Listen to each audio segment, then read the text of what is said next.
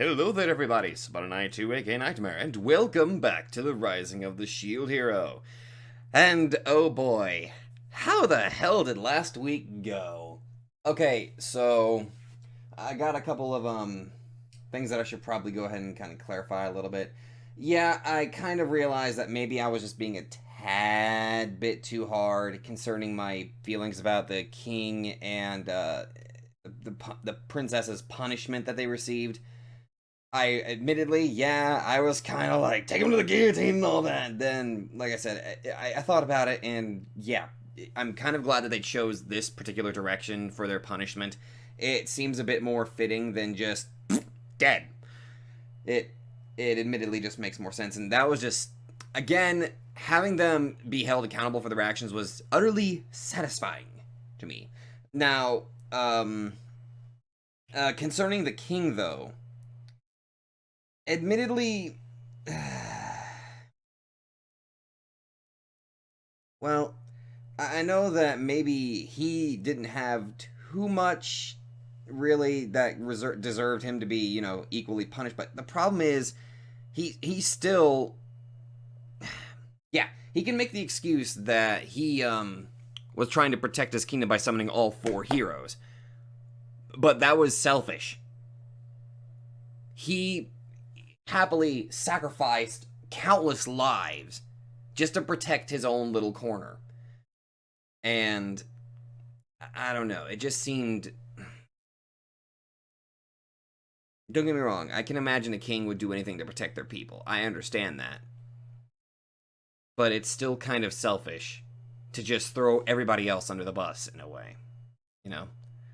Oh, one more thing that was kind of brought up. I was wondering how the blood prison spell would, or I was actually wondering how the blood prison, I think that's what it's, no, blood sacrifice. Sorry, not blood prison, god damn it. I was kind of curious how the, that skill actually worked. And, one of you guys actually kind of gave me a bit of a, let's see. One of you guys kind of went over that, but, I believe it's supposed to drop your HP down to like 1%. And then and then you're able to deal a shit ton of damage that way. That's actually pretty neat. That's pretty fucking cool, actually. Let's be fair. Now that and again, another satisfying detail was Naofumi having his name cleared. That makes me extremely happy that it finally happened, that he got his name finally cleared. Now, with only 4 episodes left, I'm kind of wondering what direction they're going to take it now, because we still have to deal with that glass woman.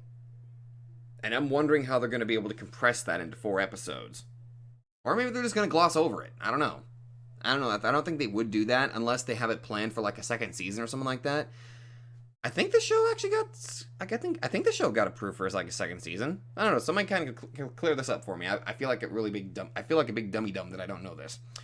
But one thing that I've always wondered, because I remember this was brought up, and it's kind of one of the big reasons why now Fumi and the party have been suffering so much right now. The class changing, like the church is down, so oh, wait a minute, no. They said that you can actually get your class changed, I think, at a Dragon Hourglass. It just so happened that the Dragon Hourglass for Mellermark was actually at a church. So, I wonder, now that his name is approved, I wonder if they're actually going to get their classes changed. At least, I kind of hope that they are. So, yeah, I'm not entirely sure what direction that this show could kind of take right now. I mean, aside from them wanting to, take care of and deal with the waves, obviously. But I'm just trying to think, okay, what can they do in like 4 episodes? I imagine just kind of like a not really not so much of a recap. They already did a recap episode already, so maybe trying to actually, now that they got all 4 heroes kind of working together this time in a much less hostile environment, maybe they can act. Maybe what they're going to do is that they're actually going to, have like a bit of a powwow and decide like, okay, so who's going to go where? What are we going to do? What kind of plans are we going to make? And how are we going to counter the waves? Kind of, I don't know, trying to figure out how they can split up and cover as much ground and protect as many people as possible. I'm hoping that's kind of what they're going to cover.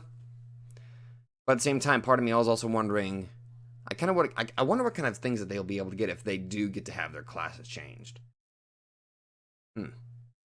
Anyway, let's just go and throw ourselves in. I'm really curious to see kind of how these last 4 episodes play out. Interesting. I wonder who those guys are. Okay, so how to summarize this episode? I kind of had a feeling that there was going to be some sort of council, though you really can't say it was much of a council considering, you know, the only people that, the only ones that were being mature about the entire thing would probably have to be Naofumi, the Queen, and Melty. And then those 3 just had, and then Ren, Itsuki, and Matayosu, I can't fucking get his name right. They just had to get into a bit of an argument. Just complaining about, like, what's the better stat? Proficiency, rarity, or stats? But I'm still kind of hanging up on that detail about how one said that wasn't in the help menu.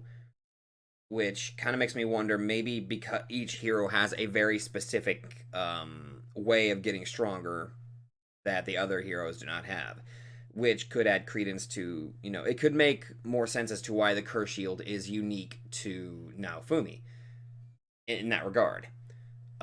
We also learned something incredibly hilarious in my mind.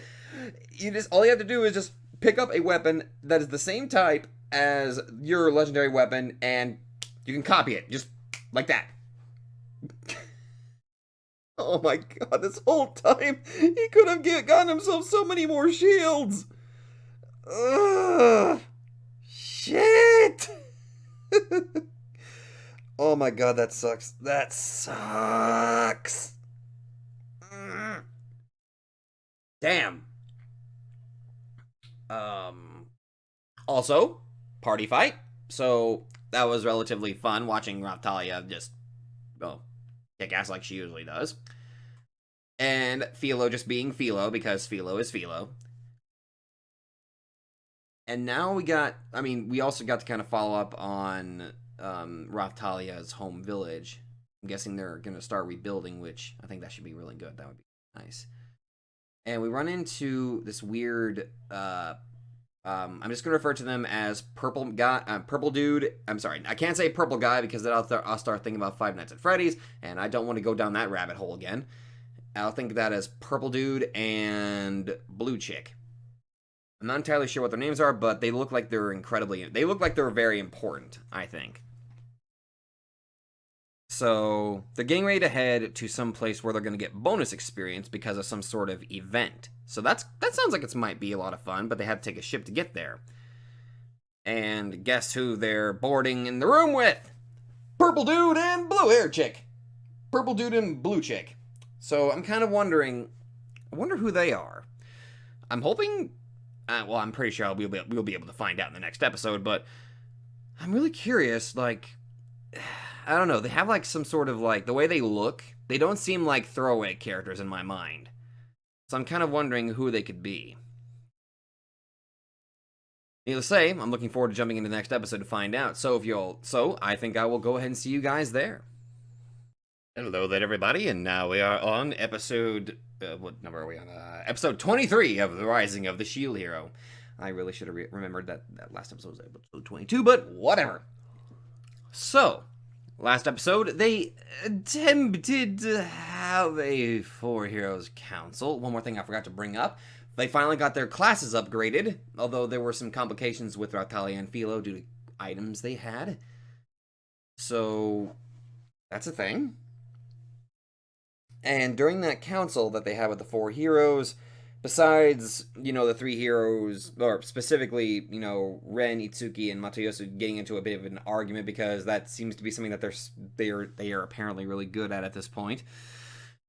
Besides that, we learned that Naofumi can effectively copy weapons of the same type simply by just either touching them. So, fuck, that's actually pretty darn good. And on top of that, there was a bit of a party fight. Melty is still... I'm sorry, Malty... I'm sorry. bitch is still allowed to wander around freely with. Why is there nobody why is there nobody just kind of watching her? Like, that's just gross incompetence. Like, sure, she was shamed, but she still does a lot of terrible shit. She needs to have some eyes on her. God dang it!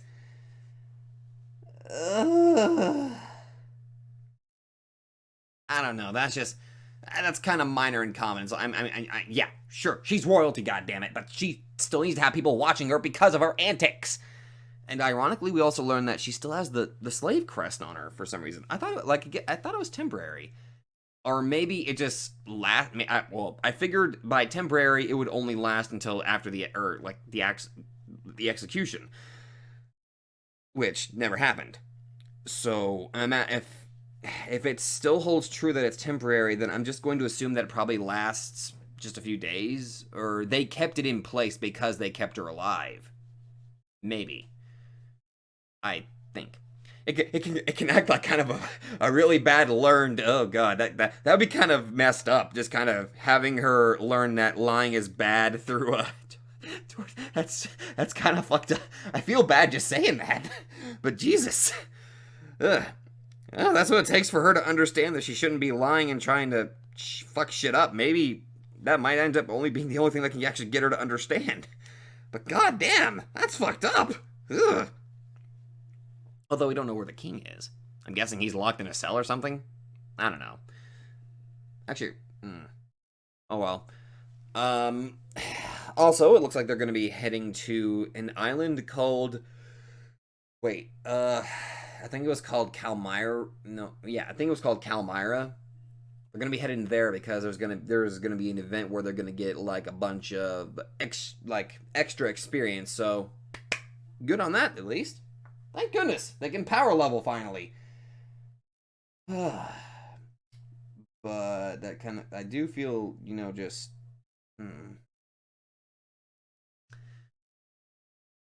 I'm a little bit just. There's two new people that kind of came up. The purple dude and blue chick. And I wonder, like, they look distinct from everybody else. Or they kind of look like they're important just from their looks. So I'm kind of wondering what kind of role they're going to be playing. Because again, we've only got like 2 episodes left. And also, in between me recording last episode and this episode, had a talk with my buddy Ardith about how there actually is a confirmed season 2.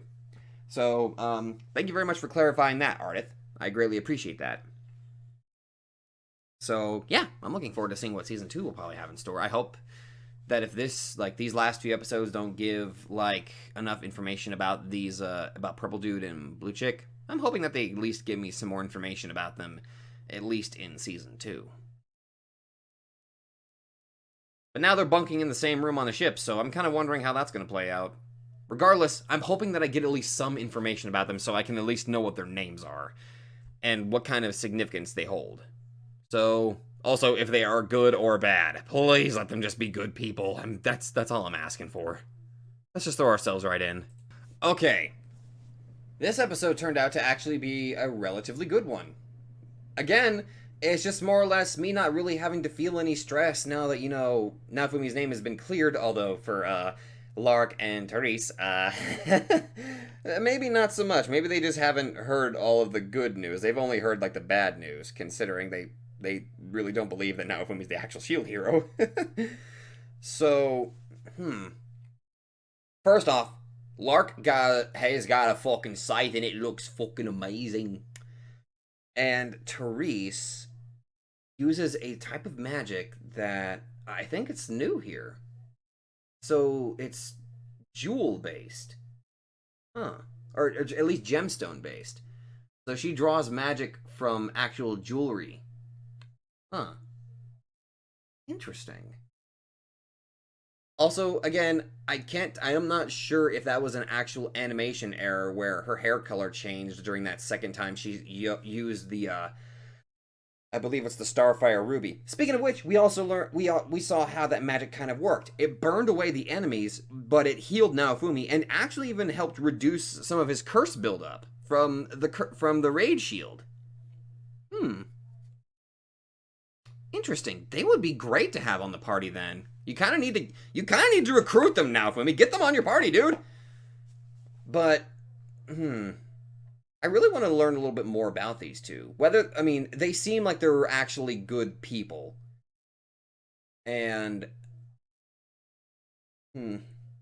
they must be from a different part of the world because of how they did not know that now Fumi was the shield hero, and they've only heard like the bad stuff about him. And what adds to that is that Raftalia couldn't even understand what Therese was saying until she did that weird spell to make it to where she could understand her. So, I wonder what kind of significance that those two are going to play. I'm really looking forward to kind of seeing how the last 2 episodes wrap up, as well as just kind of looking forward to, you know, season 2 whenever they get that started.